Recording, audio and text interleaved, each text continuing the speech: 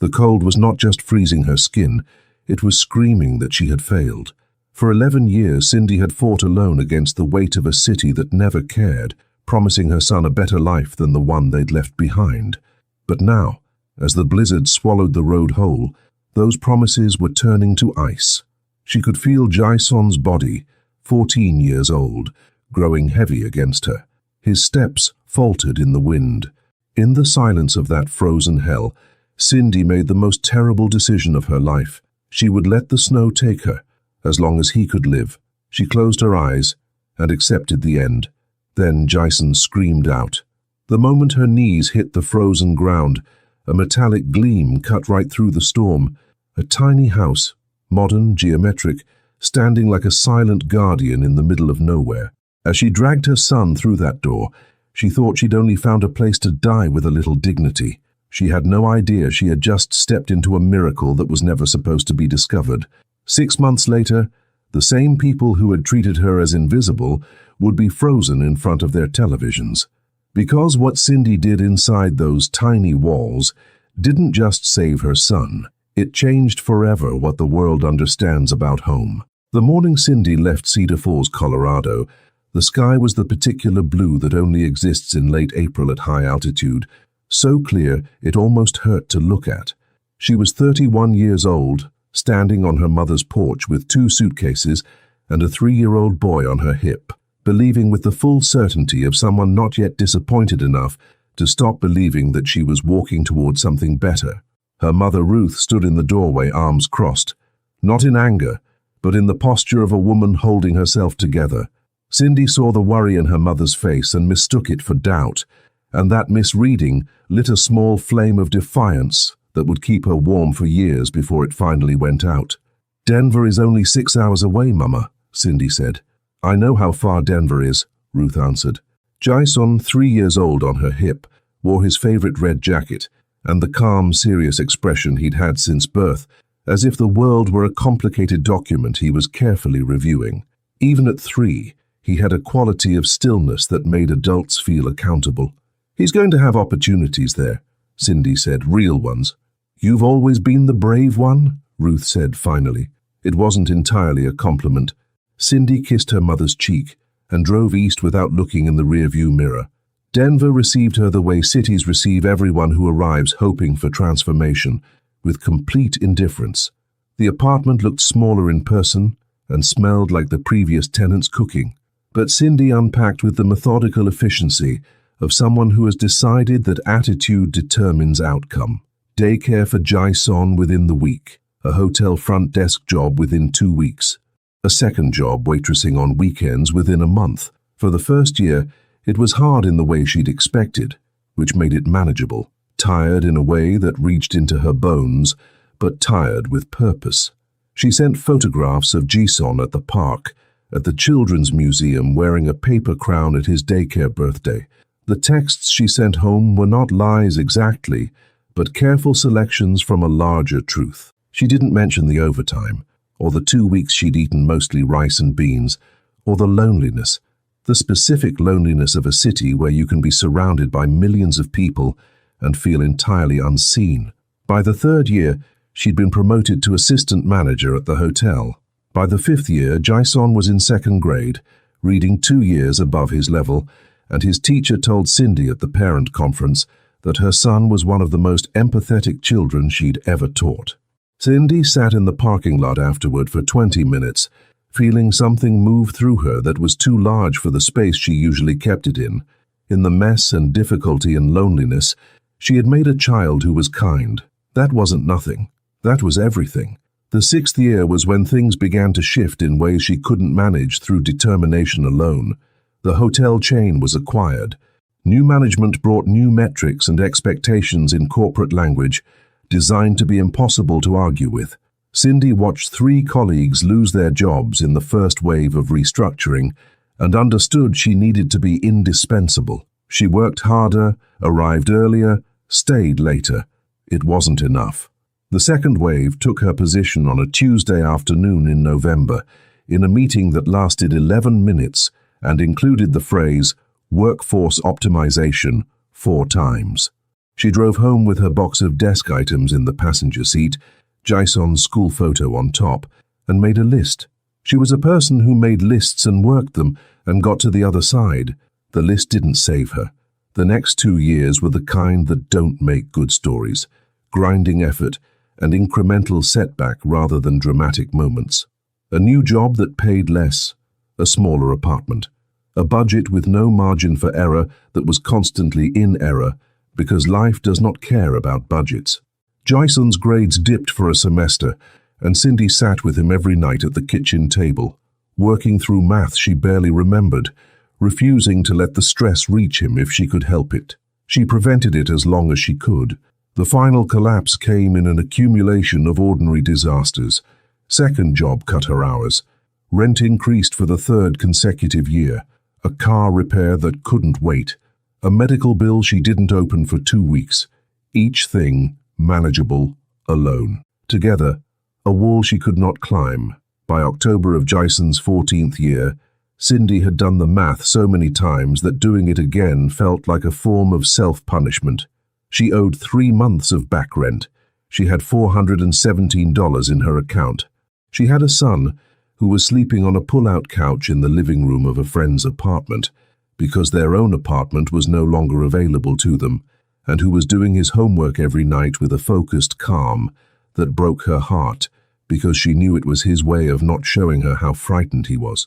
There were people she could have called, her mother, who would have answered on the first ring, a cousin in Boulder who had offered help twice, a social worker at Jason's school. Cindy did not call any of them. She had left Cedar Falls to build something. Calling now meant admitting that what she'd built had fallen down, and she wasn't ready to say that out loud to people who had known her before all of it.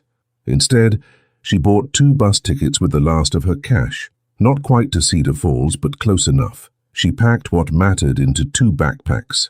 She sat on the edge of the pull-out couch at 2 in the morning watching Jason sleep and made herself a quiet promise to explain everything to him on the bus. Before he woke, she wrote her mother a text she rewrote 6 times. Coming home. Should be there by Thursday. I'll explain when I get there. Jason is fine. I love you. Her mother responded in 40 seconds. I'll make the guest room up. Drive safe. The guest room. As if Cindy were arriving for a holiday visit rather than with everything she owned in 2 backpacks. That was Ruth. The precision of love expressed in practical preparation. The bus departed Denver at 7:15 on a Wednesday morning in late November. The seats were upholstered in a patterned fabric that had seen better decades, and the heating was uneven, but Cindy didn't mind. She had slept badly for weeks, and the motion of moving towards something, even a version of defeat she hadn't fully processed, created an exhausted calm. She let herself look out at the Front Range sliding past, the mountains she'd grown up with, the particular quality of winter light at elevation. She had missed this without letting herself know she'd missed it. Jason sat beside her with his headphones on, wearing the same focused expression he'd had since he was 3. She watched him from the side, the familiar shape of his face, the way his jaw had recently sharpened into something unexpectedly adult. He was 14. Somehow he was 14. She had been so consumed by the logistics of survival that she had not fully registered the fact that her son was becoming a person, not just growing, becoming. The careful, serious, quietly kind boy was turning into someone she was genuinely curious about. She found that thought both beautiful and clarifying, the way certain thoughts are clarifying when they arrive at the right moment. Around the 3rd hour, Jason took off his headphones. "You okay, Mum? I want to talk to you. About where we're going." He turned to face her, and she saw he already knew. He'd been sleeping on a pull-out couch and watching her do the math at the kitchen table. He had probably known for weeks. "We're going to Grandma Ruth's," he said. "Yes, because we ran out of options." "Are you embarrassed?" he asked. The directness of it took her a moment. "A little. I wanted to give you something I haven't been able to give you." Jason looked back out the window. "You gave me plenty," he said simply. Cindy felt something loosen in her chest. Then the sky arrived. It came faster than weather is supposed to come, or faster than Cindy remembered weather coming in this part of the mountains, though she'd been away 11 years and perhaps she'd simply forgotten. One minute the clouds were heavy and grey and building. The next the snow was horizontal. The bus driver's voice came over the intercom, carefully professional. They were experiencing unexpected weather conditions. They were reducing speed. Everyone should remain seated. The other passengers, there were 11 of them. Cindy had counted without meaning to. The way she counted things in new environments shifted and murmured. An older man in the back began making phone calls. A young woman with a baby in a carrier pressed her face to the window and then looked away. Cindy felt Jason's hand find hers on the armrest between their seats. The bus slowed, then slowed more. Then on a curve where the mountain road bent sharply to the left and the guardrail was the only thing between the asphalt and a drop that Cindy could no longer see through the white, the engine made a sound that was not a normal engine sound, a grinding, reluctant protest, and stopped. The driver managed to get the bus to the shoulder, barely. He stood and turned to face them with the expression of someone who is choosing his words carefully. The engine had failed. He had radioed for assistance. In these conditions, assistance would likely take 3 to 4 hours. The heating system would continue to function from the auxiliary power, but would not maintain full temperature indefinitely. He recommended that everyone stay on the bus. Cindy looked out the window. The snow was coming in curtains now, thick and fast and sideways. The temperature outside, according to the driver, was 8 degrees Fahrenheit and dropping. The temperature inside the bus was already noticeably cooler than it had been 20 minutes ago. She looked at Jason. He was looking at the window. 3 hours. 3 to 4 hours in a metal container on a mountain road in a historic snowstorm with 11 people and a heating system that was already struggling. She looked out toward the tree line, maybe a quarter-mile off the road, the dark shapes of pines barely visible through the white. And in that tree line, barely discernible, something that might have been a light, faint and steady, not moving, a structure of some kind. She looked at it for a long time. She thought about the bus and the auxiliary heating and 3 to 4 hours. She thought about what 8 degrees Fahrenheit feels like when the wind is moving. She thought about Jason and the red jacket he was wearing, heavier than his usual jacket, thank God. She had insisted on the heavier jacket, and she made the calculation that mothers make, the one that has nothing to do with logic and everything to do with the specific weight of responsibility for another person's survival. "Put your gloves on," she said. "Both pairs if you have them." They left the bus over the driver's objections, which were reasonable, well-intentioned, and ultimately not sufficient. Cindy had listened to them with the focused attention she gave to obstacles that needed to be understood before they could be moved past. And then she had thanked him, shouldered her backpack and taken Jason's hand. The cold hit them like a physical force, total and absolute, the kind of cold that doesn't negotiate. This was not the cold of winter mornings or waiting for a bus.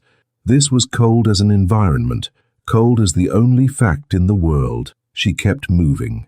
The first 100 yards were navigable. The snow was deep, mid-thigh, which meant Jason was pushing through at his waist, but the direction was clear and the tree line was visible. Cindy held his hand and counted steps in her head, a technique she'd developed years ago for pushing through things she couldn't think her way out of. One step was always possible, then another. By 200 yards, the tree line had disappeared. Not gone, still there somewhere, but the snow had thickened into a white that had no visibility beyond 10 feet in any direction. A white that was not peaceful or beautiful but hostile. Cindy stopped and turned in place. There were no reference points. Only white and wind and the sound of Jason breathing beside her. "Mom," his voice was careful. "I know. Keep moving." The wind was coming from the northwest. If she kept it on her left cheek, she was roughly correct. It was not a reliable navigation method. It was the only one she had. "This way," she said, and kept moving. The next 20 minutes were the longest of her life, and she had lived through some long stretches of time. The cold deepened as the wind found the gaps in her layers, the neck of her jacket, the wrists where her gloves didn't quite meet her sleeves. She felt her face going numb in segments, First the tip of her nose, then her cheeks, then the area around her eyes, each one going quiet and distant like a radio losing signal. She kept her grip on Jison's hand. Jison was slowing down. She noticed it before she was ready to name it, his steps becoming shorter, his pace losing the urgency that had kept it consistent for the first stretch. She looked at him and saw his eyes, not panicked, but heavy. That particular heaviness. She knew what it meant. She had read about it once, years ago, an article about cold weather survival that she'd read casually and never expected to use. Sleepiness in extreme cold was not tiredness. It was the body beginning to economize, beginning to make decisions she could not allow it to make. Jison. She put her hands on either side of his face. His skin was cold in a way that frightened her. Look at me. Eyes open. He looked at her. His gaze was present but slower than it should have been.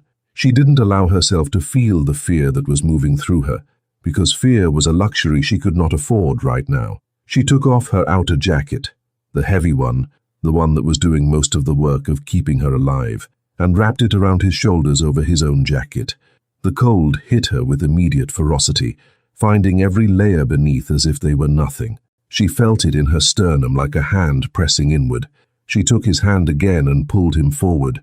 She was talking now, continuously, voice lower than intended, because she didn't have the breath for volume, telling him about Cedar Falls, the creek behind her mother's house that froze every January, the diner on Main Street that made waffles better than any in Denver, her mother's ridiculous dog named Biscuit. She was talking about Biscuit when her knee hit something under the snow and she went down. She caught herself with her hands, which hurt. She pushed back up and kept moving. She didn't allow herself to think about the fact she no longer felt her fingers. The thought arrived quietly. She was going to die here, not dramatically. She stopped it before it completed. There was a version she wouldn't permit herself to think. She pulled at Jison's hand and kept moving.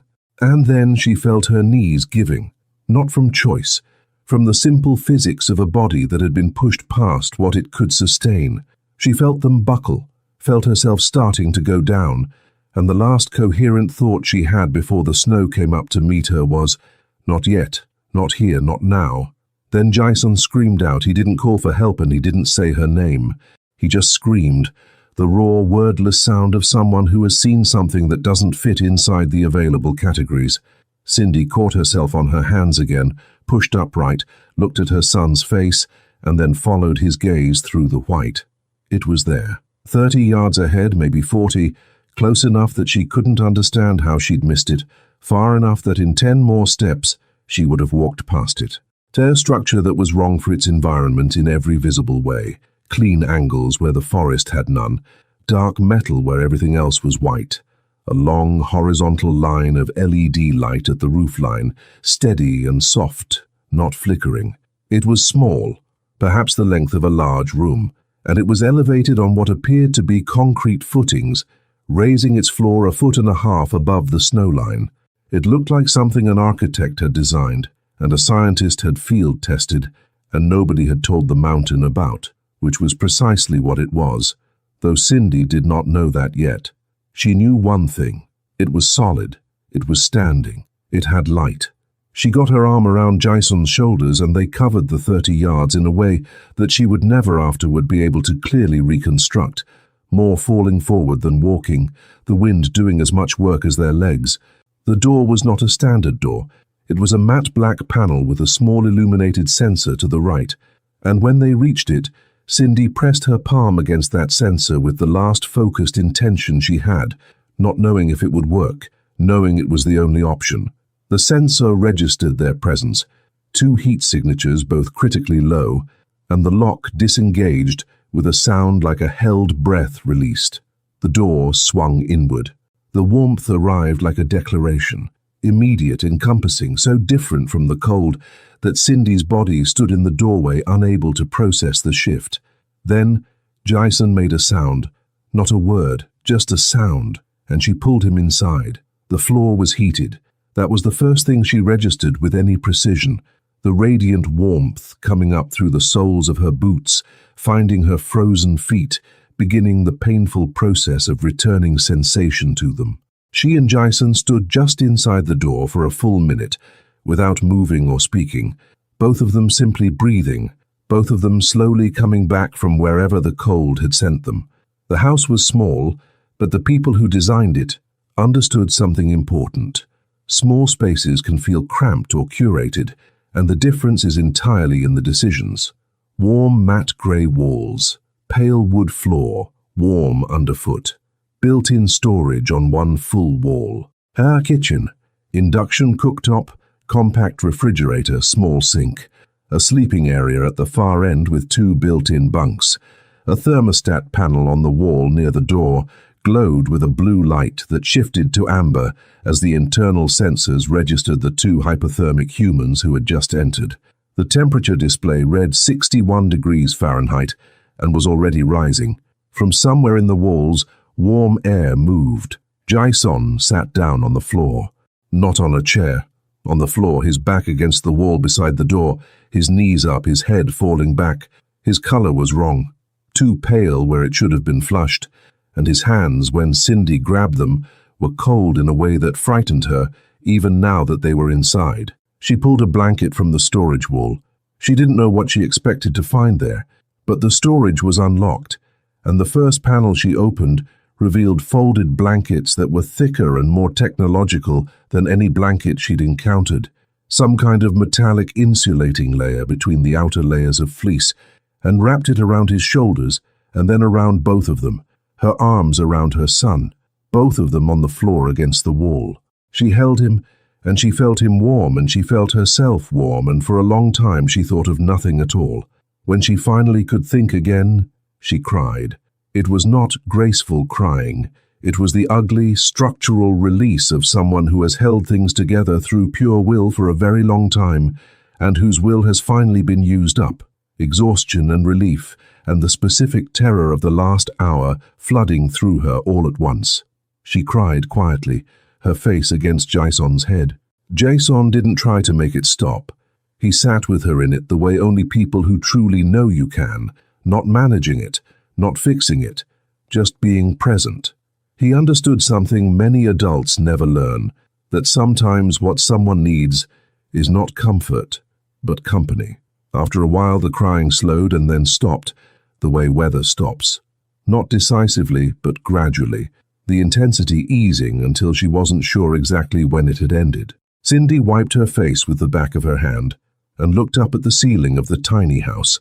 The ceiling was white and clean and had a single small recessed light that was warm-toned rather than harsh. Someone had thought about that. Someone had thought about what it would feel like to be inside this space. "I'm sorry," she said.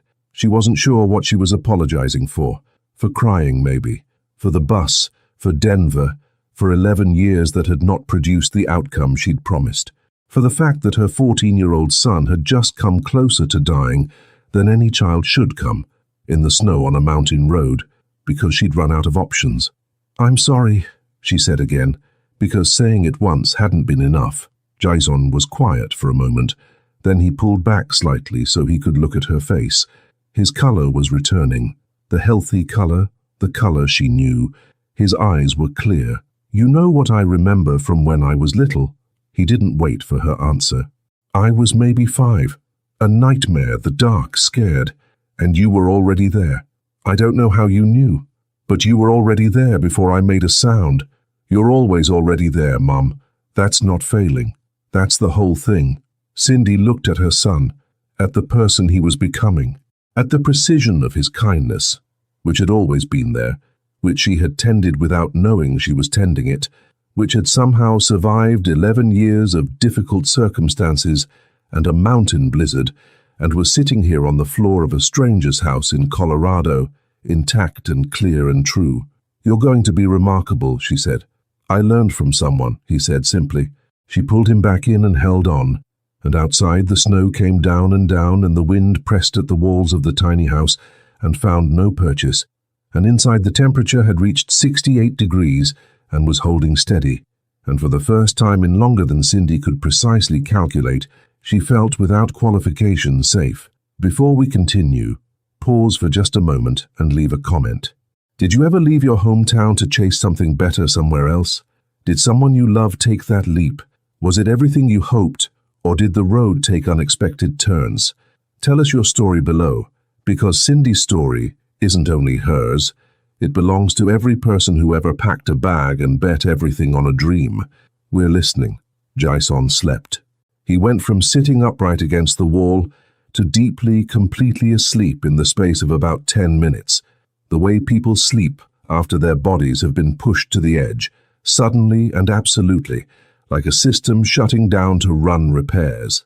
Cindy eased him down onto the floor, arranged the thermal blanket more fully around him, and sat watching him breathe for a few minutes to confirm he was breathing evenly and well. He was. The color was right.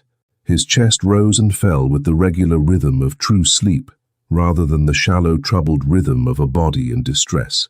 She let herself exhale. Then she got up, quietly, and began to look at where they were. The practical instinct returned, as it always did. The part of her that even at the worst moments was making assessments. She was inside a structure that was not hers, entered without permission. She needed to understand what she'd entered, and be able to account for herself when the owner arrived. The kitchen took her about 4 minutes to understand. The induction cooktop was a brand she didn't recognize, but the interface was intuitive. She figured it out in under a minute. The small refrigerator was empty, which made sense for a structure that was apparently not in regular use. But the storage panels along the wall held a different story. Behind the third panel she opened, she found a cache of food, vacuum-sealed packages of dehydrated meals, organized by category and labeled with both contents and preparation instructions. The labels were clean and professional, and printed in a font that suggested institutional rather than personal provenance. There were enough meals for 2 people for approximately 5 days. She pulled out 2 packets, a vegetable stew and something labeled simply grain bowl, and read the preparation instructions. They required nothing more than a certain amount of hot water, which the induction cooktop could produce. She found a small pot in a lower cabinet and began to work. While the water heated, she continued exploring with quiet, methodical attention. The sleeping area had 2 built-in bunks with mattresses that were thin but firm and covered with sealed plastic packaging that had not been opened. Clean mattresses, waiting for someone. The bathroom, small, functional, almost aggressively well-organized, had a sealed pack of basic toiletries, soap, 2 toothbrushes still in packaging, a small tube of toothpaste, a first aid kit. The first aid kit was comprehensive. Whoever had stocked this place had done so seriously. The desk was the last thing she examined. It was a small fold-down surface near the kitchen, and on it sat a single object, a binder, spiral-bound, about an inch thick, with a cover page that read, Ridgeline Micro-Housing Project, Field Unit 7, Monitoring and Operations Log. Below that, a line in smaller type, Property of Hartwell Social Architecture Initiative, Denver, CO. Cindy picked up the binder and sat down at the fold-down desk. The first section was technical documentation, heating system diagrams, solar power specs, sensor calibration procedures. She skimmed it with the focused attention of someone building a mental frame. Solar-powered, 72-hour battery backup, automatic thermostatic heating, water from a treated holding tank, not magic, engineering thought through with unusual thoroughness. Someone had imagined every failure mode and designed around it. She recognized that quality of thinking. It was the same quality she applied to her son's welfare, all contingencies considered, every gap identified and addressed. The second section of the binder was different in character. It was narrative rather than technical, a combination of project history, design philosophy, and what appeared to be the personal reflections of the project's lead engineer. His name was written on the inside cover in the handwriting of someone who wrote often and thought quickly, Daniel Hartwell, and beneath it a phone number and an email address. Cindy read, The Ridgeline Microhousing Project had begun 5 years ago as a response to what Daniel Hartwell described as the gap between emergency shelter and permanent housing. the place where people who have survived a crisis go before they've rebuilt enough stability for traditional housing, and where the system currently provides almost nothing of quality or dignity. He had spent 2 years designing what he called a dignity-first emergency housing prototype, something that was not a shelter in the institutional sense, but a home in the complete sense, small enough to be deployable in remote or difficult environments, smart enough to operate semi-autonomously, designed with enough care that the person living inside it would feel held rather than warehoused. Field Unit 7 was the third prototype deployed. It had been placed in this location for a winter endurance test to assess how the systems performed under extreme conditions without human management. The expected test duration was 1 full winter season. No one was supposed to be inside it. Cindy turned the pages slowly. The project description gave way to something more personal, a section that Daniel Hartwell had apparently titled simply, "What This Is Really About." She read it with the kind of attention she gave to things that were helping her understand something important. He wrote about his grandmother, a woman who had come to Colorado from a small Midwest town in her 30s with 2 children and almost no money, following a job that dissolved within 6 months. She spent 8 months in the worst available emergency housing in the city, a shelter technically safe but practically dehumanizing, until she moved her children into her car because the car felt more like home. She rebuilt eventually, but those 8 months marked her in ways she carried for the rest of her life, and Daniel had grown up watching his grandmother move through the world with the wariness of someone who had learned that safety was conditional. The project, he wrote, was for her. Cindy set down the binder and looked at the wall for a moment. The vegetable stew was ready. She got up and prepared 2 portions, moving quietly in the small kitchen, finding bowls in the storage cabinet, a small fold-out table that attached to the wall beside the desk. She set the food on the table and went to wake Jason. He came awake quickly, the way he always did, present and oriented within a few seconds, sitting up and taking in the space with the assessing look she recognized. She told him to eat while it was warm. He did, and she sat across from him, and they ate in the particular silence of people who have been through something together and don't need to narrate it yet. When the bowls were empty, Jason said, "So, who does this place belong to?" She told him what she'd read. He listened with the focused attention he gave to information he considered important. When she finished, he was quiet for a moment. "His grandmother lived in her car," he said. "Yes, we never lived in a car." "No," Cindy said, "we didn't." He looked at the table between them. "You kept us from that. I didn't know how close it got sometimes, but I know it got close. You kept us from that." Cindy didn't say anything. She looked at her son, who was 14 years old and had read the same thing in the situation that she had, and had named the truth of it without flinching. "Mom," he said, and his voice shifted into something quieter, something that came from a deeper place. "I need to tell you something, and I need you to actually hear it. Not brush it off." He waited until she nodded. "You didn't fail. I know that's what you've been thinking.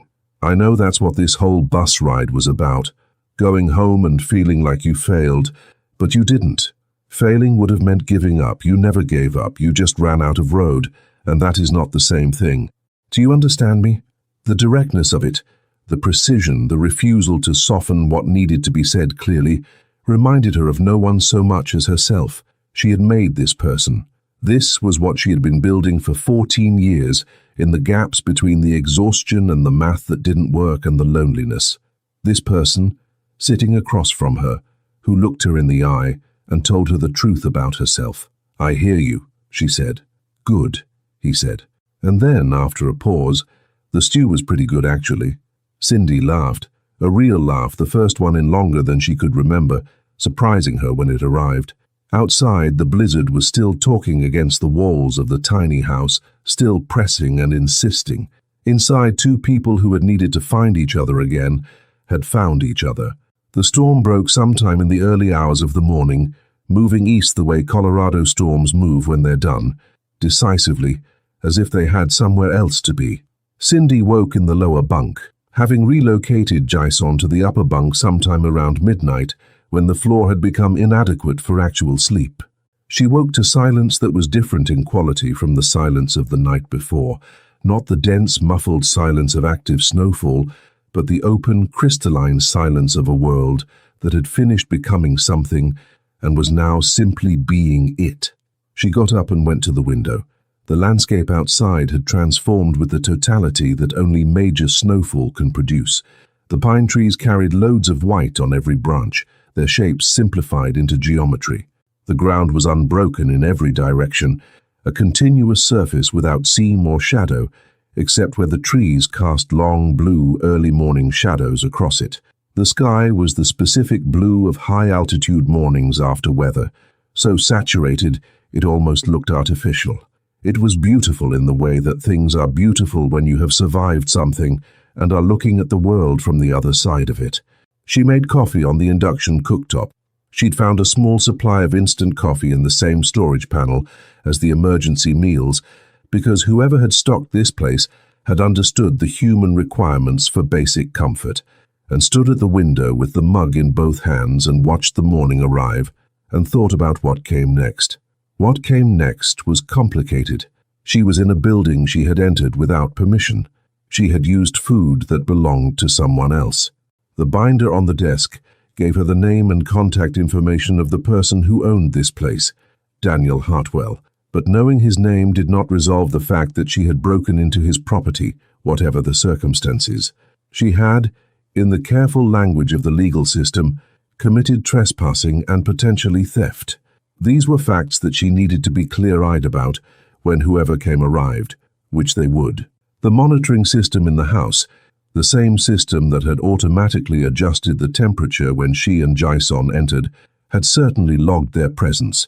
Someone had been alerted. Someone was coming. She spent the morning preparing. She washed the bowls and put them away. She refolded the blankets and returned them to the storage panel. She collected the empty food packets and placed them neatly on the counter, with a note she wrote on the back of one of the binder's blank rear pages. Used 2 meals. Temperature crisis. Will reimburse. S. Martinez. She left the binder exactly where she'd found it, open to the page she'd been reading when Jason woke up. She woke Jason at 8 and told him what she was expecting. The plan was simple. They would stay until help arrived, and when it arrived they would be straightforward and cooperative and accept whatever came. He asked if they might be arrested. She said she didn't know.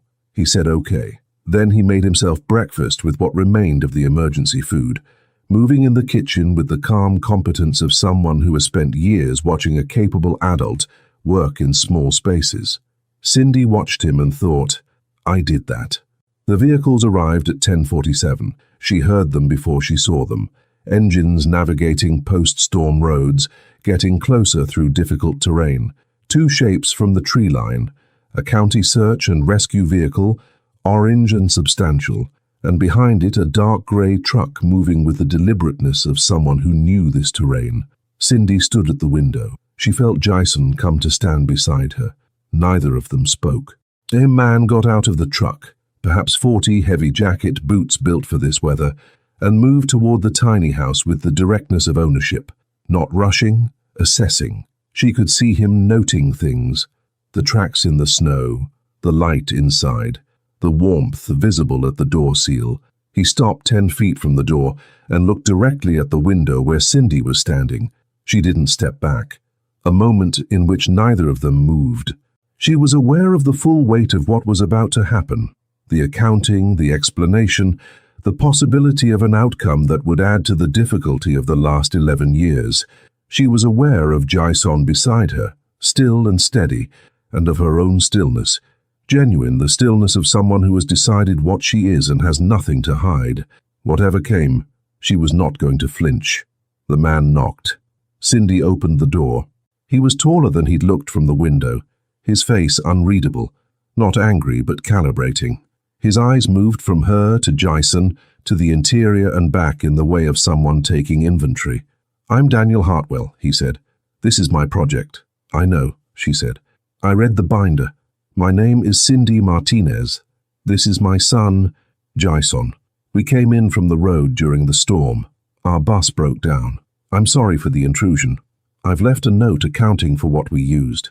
He looked at her for a moment. Then he looked past her into the house. She watched him see the clean bowls on the drying rack, the refolded blankets through the open storage panel, the binder on the desk. He looked at these things with the attention of someone comparing reality to expectation. "How long have you been here?" he asked. "Since last night. Around 6 in the evening. The system logged your arrival at 6:14, he said. 2 occupants, both critical range hypothermia on entry."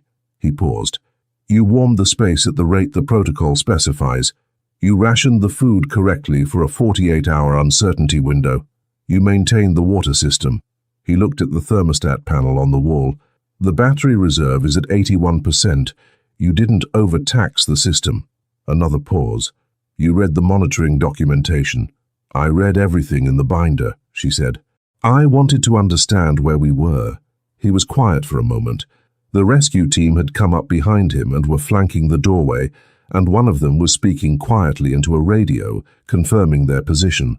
Daniel Hartwell seemed to have momentarily forgotten they were there. He was looking at Cindy with an expression she couldn't fully classify. Not suspicion exactly, not yet the openness that came later, but something in between. The expression of a person who has formed an expectation and is revising it in real time. "You left a note accounting for the food," he said. "Yes. Most people wouldn't have done that." "I'm not most people," she said. Not with aggression, simply as a statement of fact. Something shifted in his expression, not dramatically. A small shift, the kind that precedes a larger decision. He looked at Jason, who was standing slightly behind Cindy and to the left, wearing the expression of someone following the proceedings carefully and forming opinions. "Are you both all right?" Daniel asked. The question was directed at Jason directly. "Yes, sir," Jason said. "My mum kept us all right. What happened next did not happen quickly, and Cindy would later be grateful for that, for the fact that it unfolded at the pace of something real rather than something scripted." The rescue team checked them both for residual hypothermia symptoms. Thorough, professional, finding nothing of concern.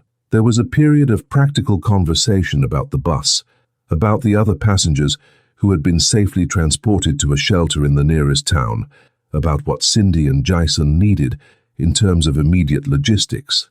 Daniel Hartwell stood to one side during most of this, talking on his phone, occasionally looking back at the tiny house as if recalibrating something. When the rescue team had finished their assessment and were preparing to transport Cindy and Jason to town, he came back over. "I need to ask you something," he said. He said it to Cindy, directly, in the manner of someone who doesn't preface important things with unnecessary preamble. "All right," she said. "The project, the monitoring data from last night, you managed this unit correctly, under conditions that would have tested someone with training. I've been trying to deploy this project in communities that need it for 2 years. The technical side works. The part that hasn't worked is the human side."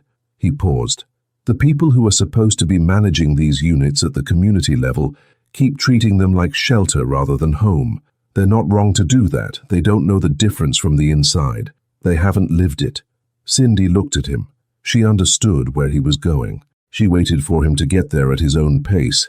"I need someone who understands both sides," he said. "The technical operation, demonstrated last night without any training, and the human reality. What the difference between shelter and home feels like from the inside." He met her eyes. "You've been in both places." "I have," she said. "I'm not offering charity," he said. "I'm offering a job, community liaison and operations manager, Ridgeline Microhousing Project. Managing field units across 3 counties, training community partners, serving as primary contact between the project and the people it serves. Housing included, one of the units, permanently situated." Cindy was quiet for a moment. Outside, the morning was brilliant with reflected snowlight. She thought about Ruth's text. "I'll make the guest room up," about the bus tickets bought with the last of her cash.